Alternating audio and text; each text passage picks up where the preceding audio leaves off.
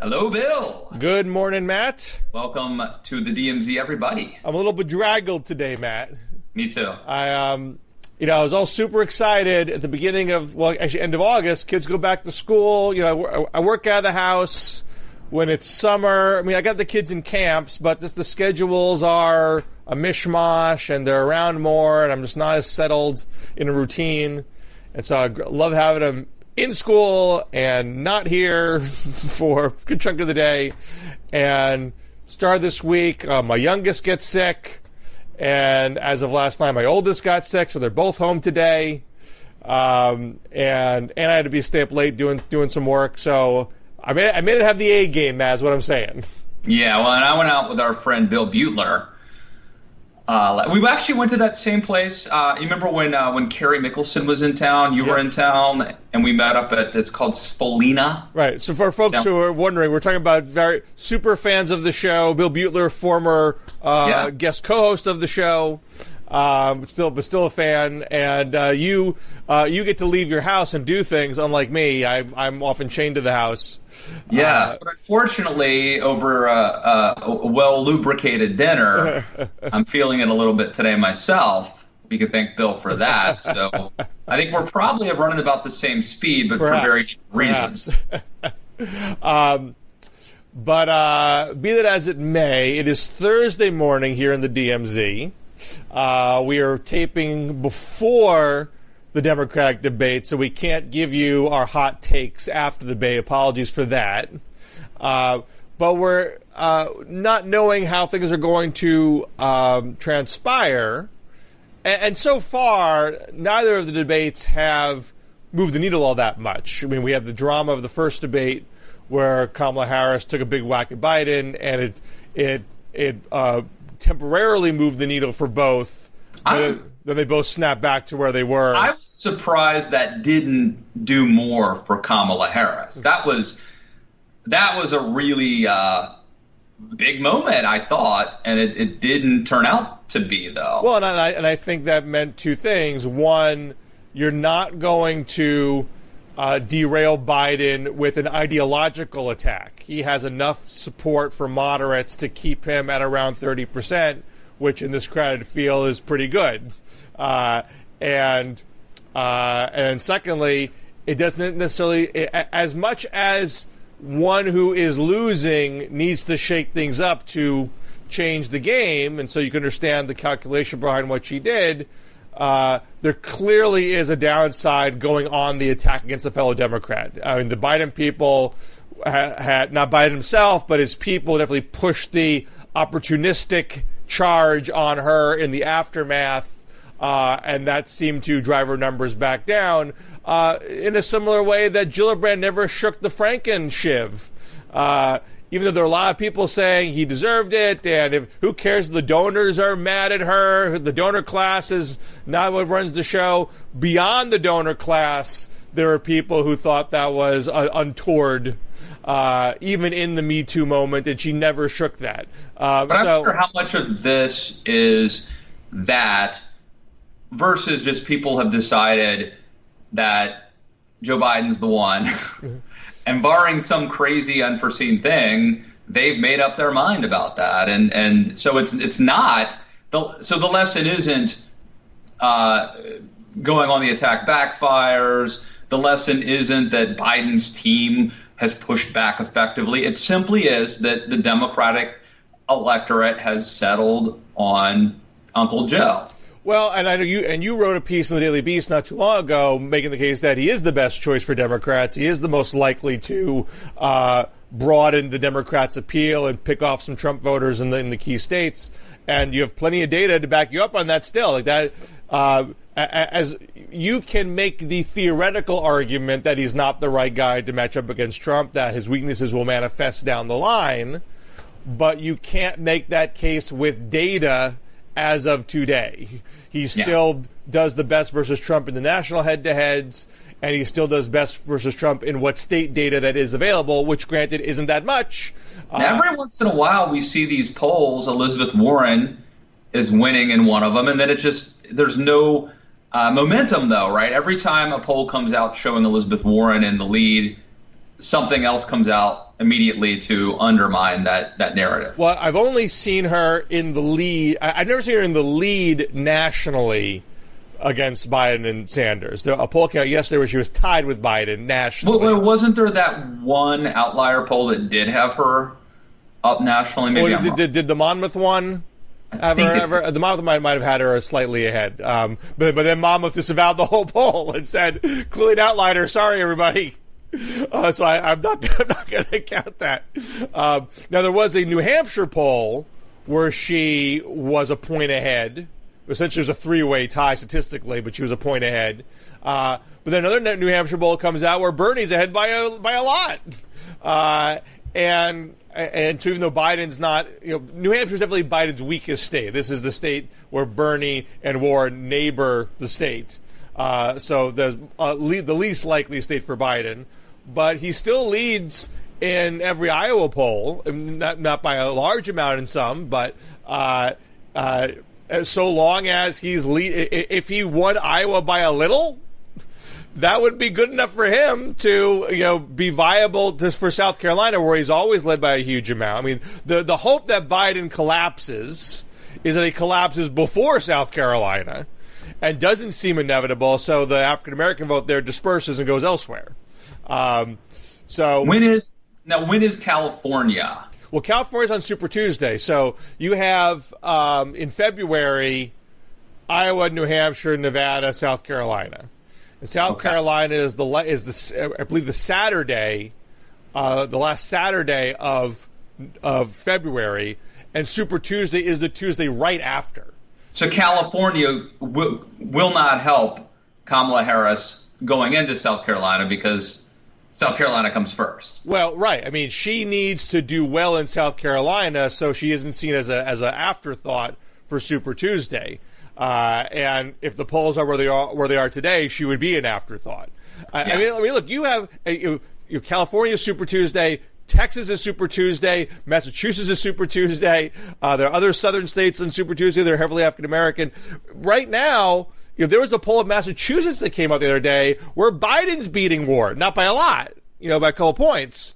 And look, if Warren wins Iowa and New Hampshire, and Biden doesn't do well in South Carolina, then I wouldn't think that Massachusetts poll is going to hold up.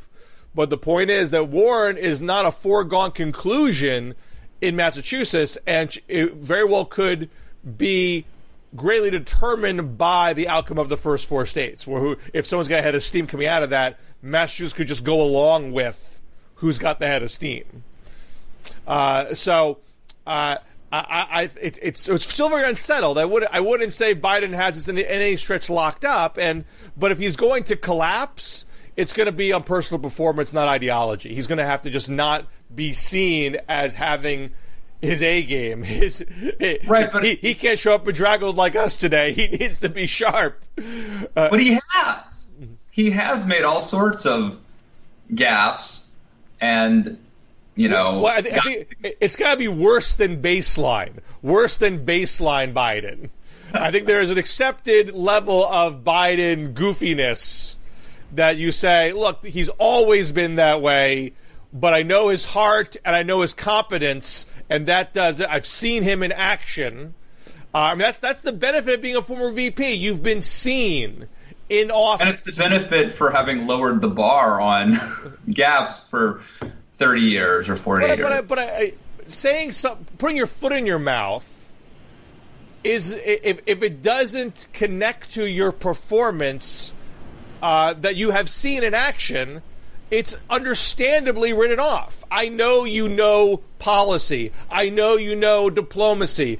I've seen you cut deals in Congress. I've seen you negotiate with foreign leaders. You put your foot in your mouth. So what? If you've accepted that much. Now, people who are younger and either aren't as personally familiar with him and don't agree with him ideologically, that stuff doesn't. That's not a saving grace, and so you jump on it to try to take him out, right? And that hasn't worked yet.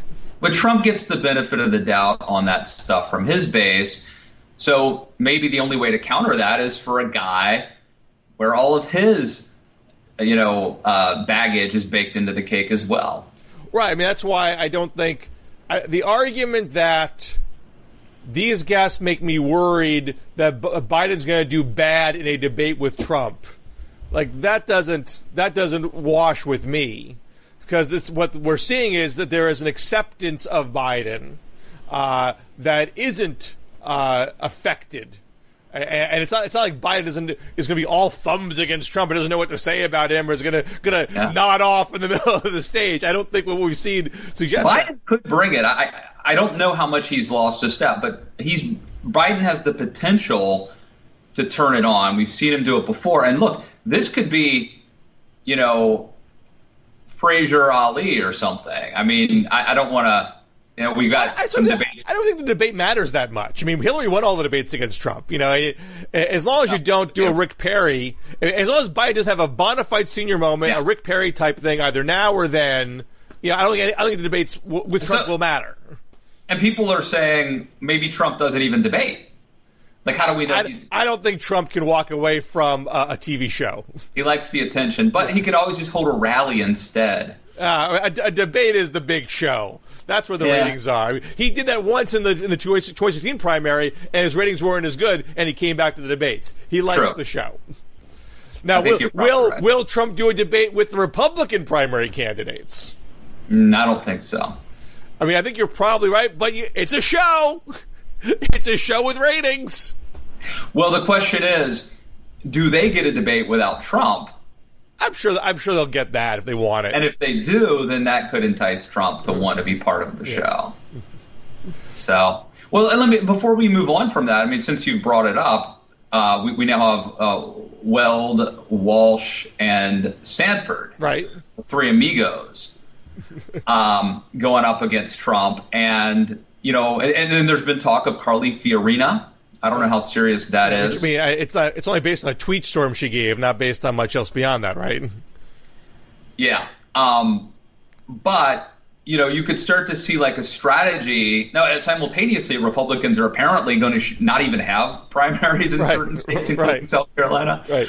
But, I mean, you could see a scenario where they can't do that in New Hampshire. By law, New Hampshire has to have a primary. And that's obviously a great state for an insurgent challenge. Yes. So you could see a scenario, right, where nobody beats Trump, but like Joe Walsh takes, some of the crazy Tea Partiers, and Mark Sanford takes some of the fiscal conservatives, and Bill Weld takes some of the, moderates, and Carly Fiorina were to take the soccer moms, and maybe they start to peel away Republicans, and it's embarrassing for Trump at least. Maybe. I mean, it's still hard to envision it working out that way. I mean, I think they're when Trump's got 80%, 90% approval in the party, there's only so much to pick off. But I do think that a Walsh, Weld, Sanford debate, that's a good debate. Like that could actually attract attention. Like they're not dull characters. Yeah, they have. And if they have the debate, they have distinctive differences. They're not going to just also be saying the same thing. So they would have engagement. And if Rena got in there, I think she would also add a different perspective.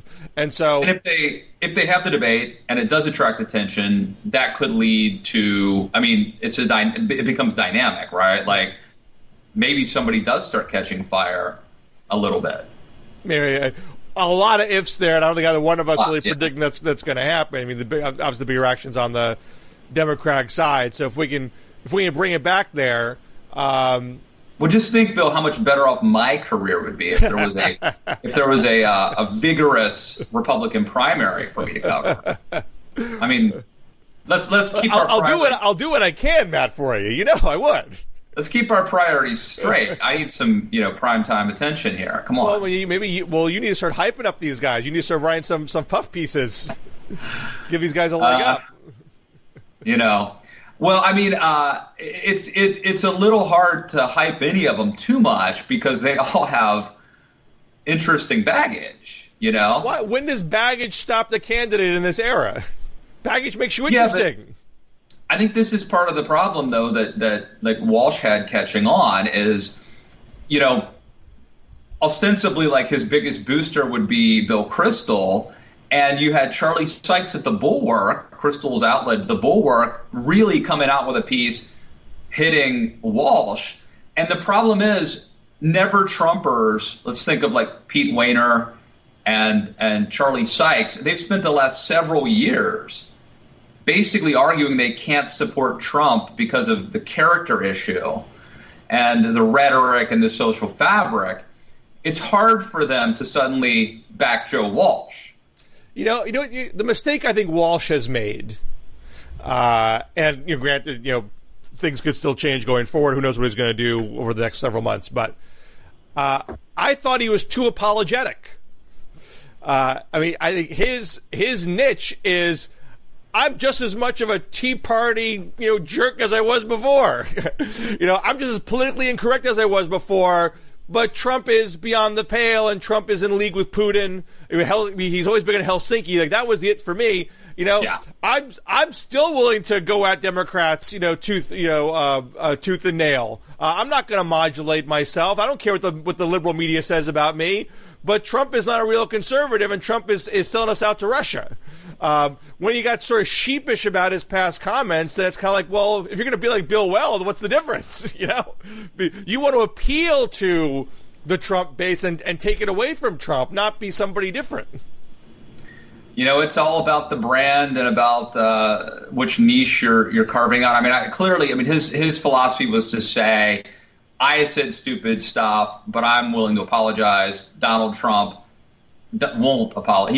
He'll never admit that he did anything wrong, and that's how we're different. But that apology, I can't speak for conservatives out there, but my understanding is, if you're apologizing for stuff like that, even when, like, deep down the average conservative knows that they're in the wrong, that is bowing to the liberal media, bowing to the secular left. So and that's why you never apologize for that stuff. And so Walsh has made the cardinal sin of genuflecting to that. I don't even think we can. I think this transcends the right. I think the new rules are you never apologize for anything, regardless of what side you're on. But he did, and so we'll see. I don't know. You very well may be right from a PR marketing standpoint. Maybe that was a flaw. Here's the other thing, too. Justin Amash, here's where it gets interesting. So Justin Amash, now, who knows? I don't think he's going to run. But he was lately critical of John Bolton, And so that's an area where, I'm not saying I'm a huge fan of John Bolton, but like when it comes to inviting the Taliban to Camp David, I was kind of Team Bolton on not doing that. And so when you have now Amash kind of coming out from, out of the peanut gallery criticizing Bolton, it just shows you once again how like weird things are and how there really is no candidate that I can like 100% identify with. So, even Amash is at least principled and consistent, but you got to remember he's sort of a Ron Paul guy, kind of a Ron Paul libertarian at the end of the day as well.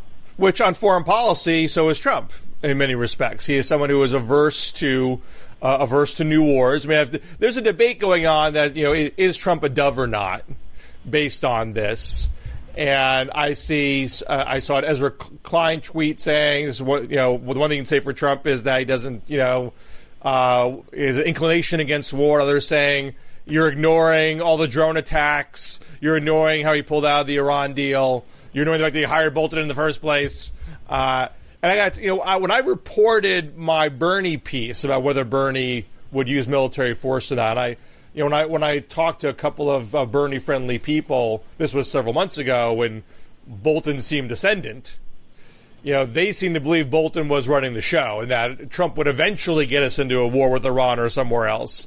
And I didn't want it. It was sort of it was away from the thesis of the piece, so I didn't want to get into that. But my gut was saying, I don't know why you're assuming that. Trump runs this show, not Bolton. And I thought at some point that if that came to a head, Trump would be the person who survives that debate. Trump has sent mixed signals, right? Like he's hawkish in some ways and dovish in others, and I think it's an incoherent. Well, I think there is coherence to it. I think Trump likes to talk trash. He wants to be the alpha, But fundamentally, he wants to be the deal maker. and that even extent to one extent it is trying to show up Obama. I'm gonna do the deal with Russia, the deal with North Korea that he couldn't do. Yeah. And he is not. It doesn't run so deep that he's going to fully pull out of places where there's existing. He's not going to end the entire counterterrorism operation. And you don't think this constitutes incoherence? No, because I think that he does not. I think he's okay with status quo military operations for the by and large. Even when he says he's going to pull out of Syria, he hedges when the military-industrial complex pushes back and leaves some force behind. He's not going to tell the military to stop using drones to go after suspected terrorists, because that's existing stuff that he doesn't have to fully own. He doesn't have to be a war president who's present at every soldier that comes back home in a coffin and that cuts into his golf time. But he wants to be known as the deal maker. And even when you look at Iran, so Iran's the one place that is different than his dealings with Russia and with North Korea, because he actively went the opposite direction of peace and pulling out of the Iran deal. But we're seeing the mixed signals since. And if you go back to the first thing Trump said about Iran in the primary, the first thing was, I don't like Obama's deal, but I'm a deal guy. You got to respect the deal, and I will police that deal and make sure Iran holds up to it. And nobody will police it better. And after he got pushback from the right on that, where he said, okay, that's a bridge too far for Republicans, I have to campaign on pulling out of it. And he did, but the inner Trump, the deal maker Trump, is starting to, want to get out from the inside. And I was talking about him, talking with Rouhani on the sides of the UN, which is exactly what Obama did. This is literally just redoing, retracing the same steps. If Obama had invited the Taliban Obama had his Taliban deal with the Bo Bergdahl exchange, which of course was the worst thing in the world when Trump was running for office. But he wants his own deal. Yeah, he wants it to be his, so he can be the guy. And if he doesn't get the Nobel Peace Prize, he can then rail about, I deserve the Nobel Peace Prize, and those elites wouldn't give it to me. And that could just be what fuels him for his post-presidency. Slightly different, but I think somewhat related question. What are the odds that Tulsi Gabbard endorses Donald Trump before this is all over? I don't think that's her endgame. I mean, I think she, she's an odd duck, and she's not going to be the nominee. She's not going to be vice president. But she said flat out that she's not going to run third party, and I think she said in the course that she would vote for whoever the Democrat was. So I suppose I shouldn't, be too definitive, because she could just do something weird. But I just don't believe that. I think her thing, to the extent that I can assume, is she's building a list for herself. And I don't think her break in party ranks helps with her list building operation. Is she I don't really understand. I find her fascinating, as you know, Bill. And I'm very interested in what she's doing. It seems to be she moves in mysterious ways. Is this? I don't know what her end game is. I mean, you say it's building a list. I mean, is she in danger of getting beat like in a primary in Hawaii? Yeah, she could lose her seat. She could lose her House seat for this. Absolutely. I mean, she hasn't. Maybe she just wants to go to Fox News. I don't. No, maybe, what I mean with building a list, I mean, I think she wants to build a list for some purpose that is not necessarily related to elective office. I mean, there is all sorts of questions about the religious operation that she grew up in. Every time you see it mentioned, reporters do everything they can to not use the word cult. They're everything sort of short of saying the word cult they will say to describe it. That there it is an unusual, idiosyncratic organization with a very fervent group of followers, and they won't just say cult. And I can't say cult. I can't know. I haven't reported on. I haven't talked to anybody there. I don't really know what it's all about. But it's certainly it's its own thing, and maybe this is all just part of helping spread that gospel, and it's not about climbing the political ladder. I'm fascinated. Well, stay tuned. Stay tuned. We'll continue to monitor this. Now, as you may know, Matt Lewis, if we can go back to the Democrats, I have a piece in Politico today. So Tulsi's not a Democrat. We'll move back to the Democrats now. So I have a piece in Politico called "The Buttigieg Money Pit," which explores. Which is a great Tom Hanks movie. Diane from Cheers. Shelley Long. Yep. Yeah. That's your favorite Tom Hanks movie called "The Money Pit"? No. It's not Joe versus the Volcano. It's not Trinidad Hooch. It's amazing I remembered it, Bill. It's a sign of middle age. I pegged you as a bachelor party guy.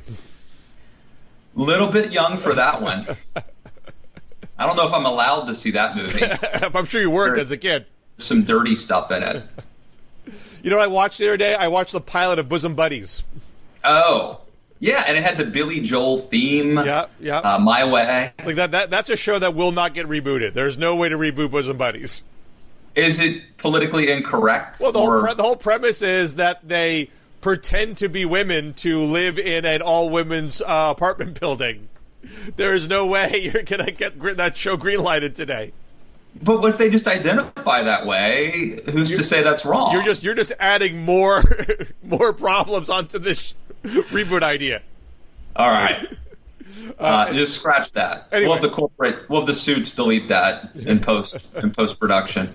So have you ever seen a candidate with a bigger discrepancy between the money raised and the poll numbers? I mean, we've had candidates, raise money and then not do well. Howard Dean raised a lot of money, Bernie Sanders raised a lot of money, Jeb Bush, Herman Cain, Rudy Giuliani. These guys, they were all front runners at some point. Exactly. Yeah. And Buttigieg, literally second most money raised through June, third most number of donors behind Sanders and Warren. Never touched double digits in the Real Clear Politics national average. Peaked at 8% in May. And now he's at 4.5. Now he's doing better in Iowa and New Hampshire. And you can find, I think there was I think the most recent New Hampshire poll might have been double digits there in fourth place. But in Iowa, he's generally been 7 or 8, fourth or fifth place. Yeah. And so you can argue. And I know we're talking about Buttigieg, but just help me put this in perspective. As you know, I have endorsed a Democrat and a Republican. And my candidate on the Democrat side is Andrew Yang. Right. Where's he? Well, his fundraising numbers weren't very good through June. And we haven't seen third quarter yet. Third quarter goes through September, so we'll start seeing some numbers, October 1st.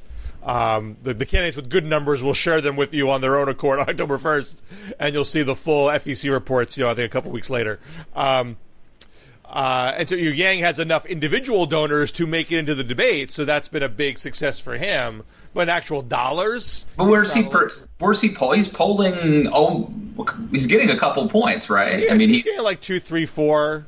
Right. So Buttigieg isn't really beating Yang by that much, is he? I mean, I think in Iowa and New Hampshire, there's a bit more distance between Buttigieg and Yang. Although I think there was one poll where Yang is actually like at 5 or 6 in New Hampshire.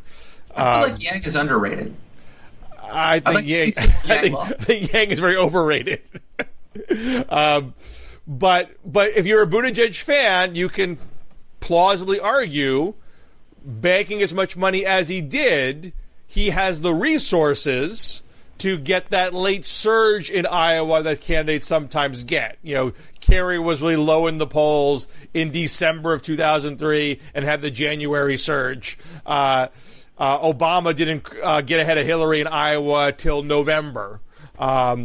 But even both those candidates, they were in double digits during the course of 2003. Kerry's kind of hit the skids in December, but then Dean had a late collapse and Kerry bounced back. And Obama was on a steadier rise throughout. And Obama only really had one person to get past, right? I mean, Edwards. You had to get past Edwards and Hillary in Iowa. Like this is like if you're in a pennant race, and it's like, well, we're 2.5 games. We got to like get past the Orioles and get past the Yankees and get past the Red Sox. Like it's harder to do because and this is the like bigger turning a Rubik's cube. You know, you change one thing and you mess up the other side. This is the biggest Buttigieg problem. That he banked a ton of money without the donors knowing very much about him or what he really stood for.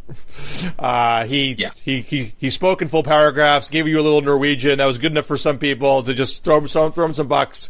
And Buttigieg was not as shy about pursuing big donors, so that helped. But he's still 390,000 individual donors is not all fat cats. However, and this also goes for Bernie and Warren, the small donor community of the Democratic Party is also disproportionately white and wealthy and college educated. They are not a cross-section of the Democratic Party. Based on analysis of 2012 giving that the group Demos did, 15% of small donors, people giving under $200, are people of color. But the electorate, the Democratic electorate, is 38% people of color. So you have a very small faction of the party with outside influence as far as perception is concerned. Oh, you got a lot of small donor money. That must mean you have broad-based support. Not so. Yeah. So he gets a burst of money from a faction of the party.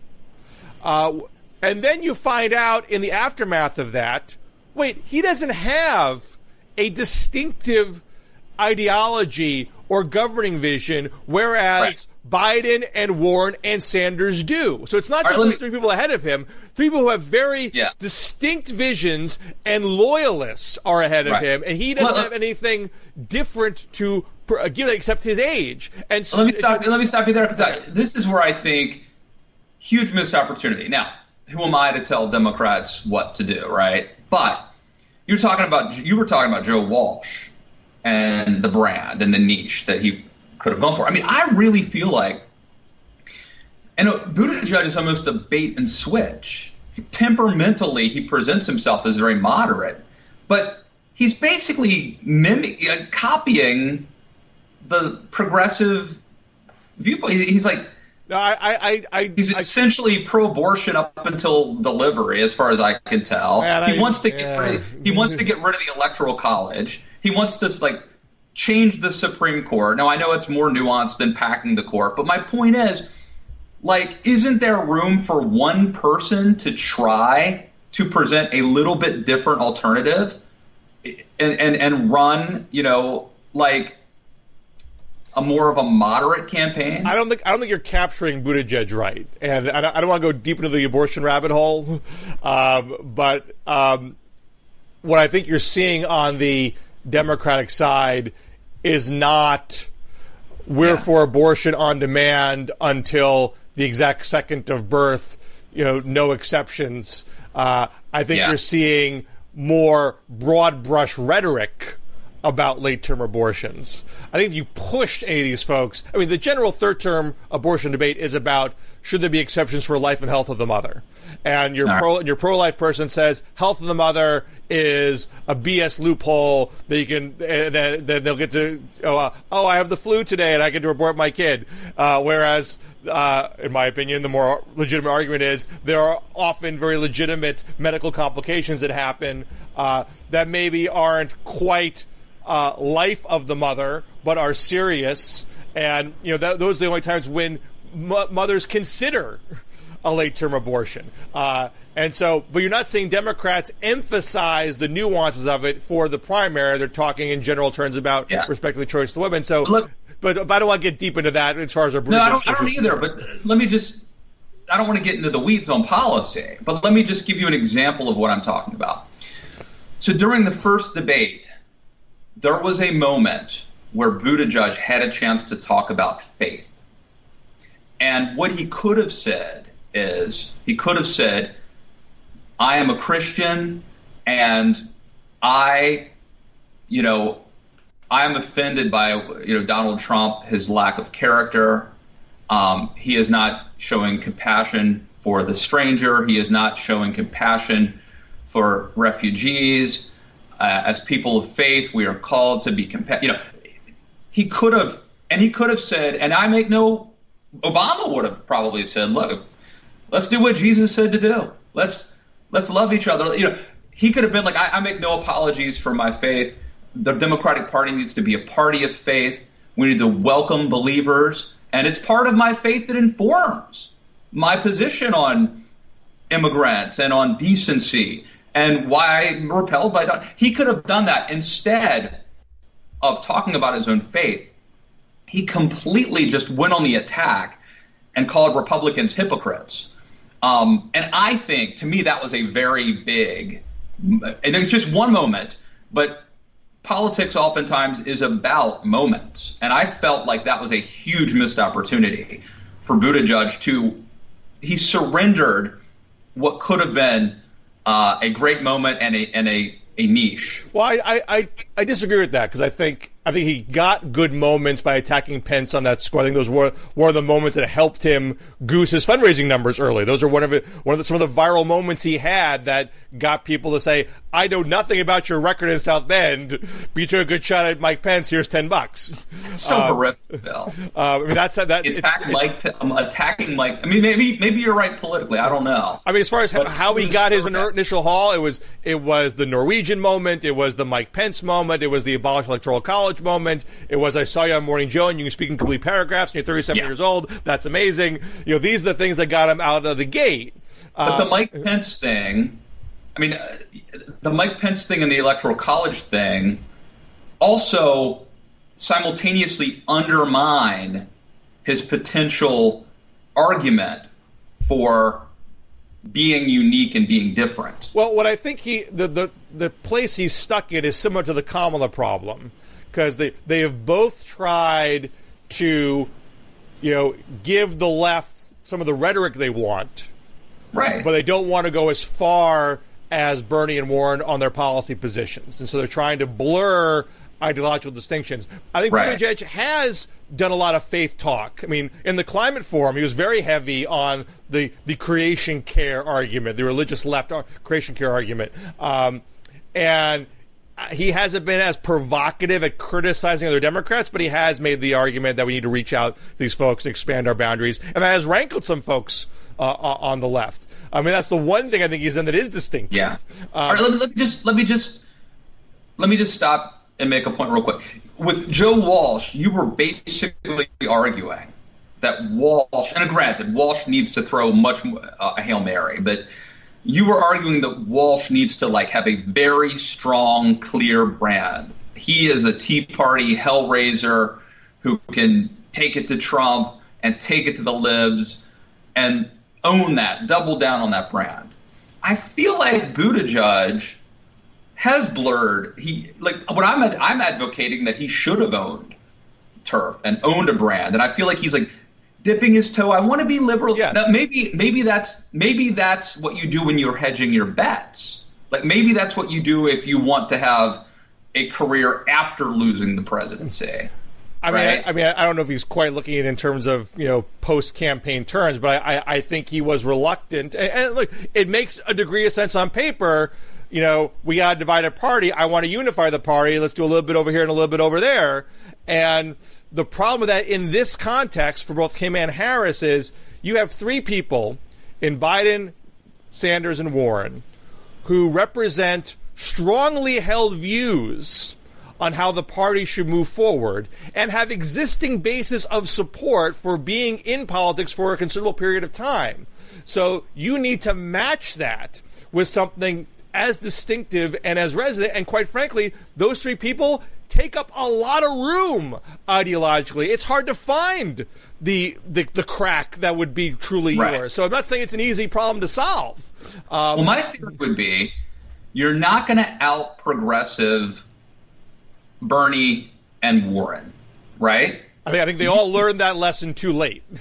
But Biden could fall. And if that happens, wouldn't it be nice to have a young, eloquent, moderate waiting in the wings to assume that man... If you see the first TV ad that Buttigieg has released, it is essentially... if Biden falls apart, look at me. I mean, it's not abolish electoral college. It's not Mike Pence is a hypocrite. It's we are too polarized. We need to work together. It is That's the guy he should have been. It is a Biden message. And the first image is him holding a gun when he was in Afghanistan. So he is definitely, both him and Harris have started to stress their moderate pragmatist sides and less on their hard left sides. And so if you're a Buttigieg fan, you could plausibly argue, to circle back to where I was going before you turned around to me 5 times, you could say, look, Biden could collapse. He could say one dumb thing too many, and Buttigieg is perfectly positioned. He has the money, he has the temperament, and he has the ideology to pick up that Biden vote if he collapses. But the problem with that is the Biden base is not just moderate, it is also, and there's overlap here, African American. And Buttigieg is in no way going to pick up Biden's African American support. He has nothing in his arsenal that can help him do that. He's trying. I mean, he's cognizant of that. And he has his Douglas plan, which is very ambitious, to improve racial equality, and he's certainly campaigned the best he can in African-American communities, but there's nothing in the South Bend record that helps him on this front. He's got a checkered record there, and you can defend it. I'm not saying he's a bad guy or he's bad intention, but you can't come out of nowhere into an African-American community and say, yeah, I know my record's not perfect, but I got a great idea for you. You're going to love it. All evidence shows this is a community that wants more receipts before they give you their support. And that's why they've stuck with Biden, even despite everything that's transpired, because they feel like he has the receipts. So if he collapsed, could Buttigieg win or do well in Iowa, in lily white Iowa, with a piece of Biden support? Sure. But when he gets to South Carolina, this is what happened with Tsongas. Tsongas was a wine track candidate, as Ron Brownstein popularized the phrase. Heavily based on white college-educated support. That was kind of a compressed time frame of a campaign because Cuomo froze that race for so long. Yeah. And there wasn't even a debate till December 91, and the primary was February. So you have kind of like a 6-week race. And Clinton gets hit with all the Jennifer Flowers and the draft dodging stuff in January. So he's hobbled. And Tsongas then comes out of nowhere, Massachusetts guy, neighboring state, on the basis of white college-educated support, and pulls off the New Hampshire upset. But after that, he gets Maryland, he gets a couple of Western caucuses, but he heads into the Deep South. He can't win a single state that Jesse Jackson won 88. Clinton gets all of those, and this campaign is over in a month. So Buttigieg is prime in his best case scenario that he actually pulls off an Iowa upset. And maybe that carries into New Hampshire, which is also white. You hit the Deep South right away. I mean, if Biden's, I can't know this is exactly what's going to happen, but if Biden's support collapsed, it could be that Booker or Harris gets a piece of that. Don't you think? There's no guarantee this would happen, of course. It's probably unlikely. But, don't you think if someone won Iowa and New Hampshire, it's game over, right? I mean, well, not if it is a wine track type candidate. Really? Then it's not over. Has anyone ever won both and not been a nominee? I mean, I don't believe so. In the modern era.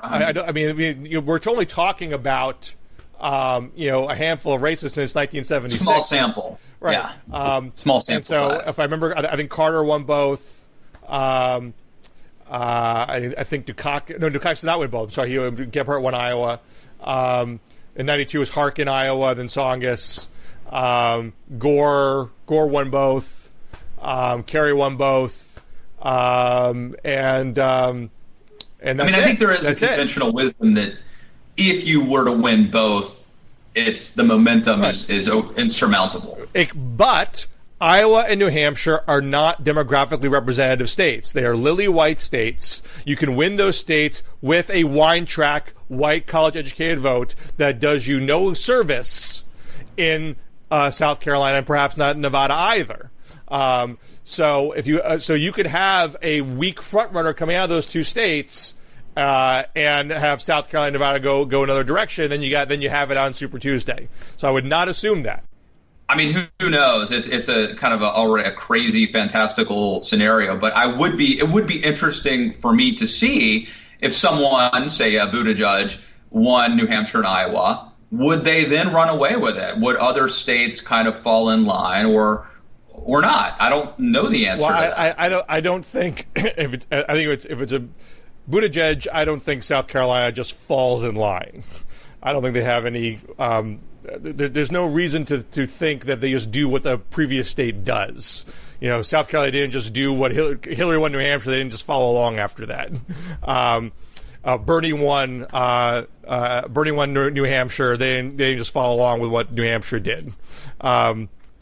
So I think you need to have real tangible support in that community, and there's nothing to presume that Buttigieg can gather that kind of support with the record that he has.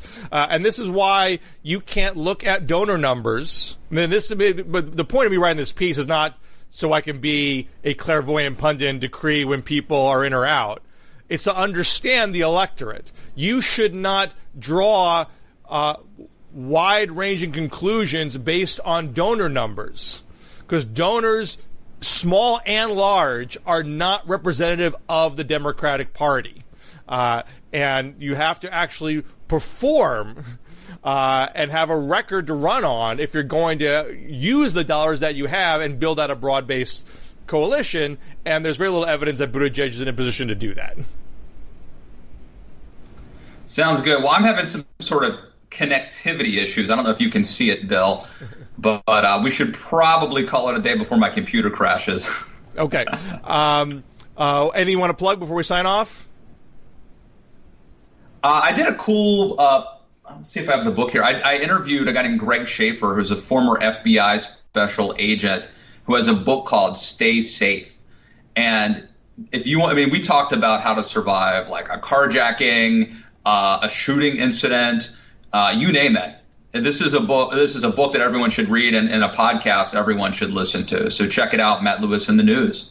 All right. Check out my piece of Politico, the Buttigieg Money Pit, and we'll talk next week. All right. See you guys. Thanks, Bill.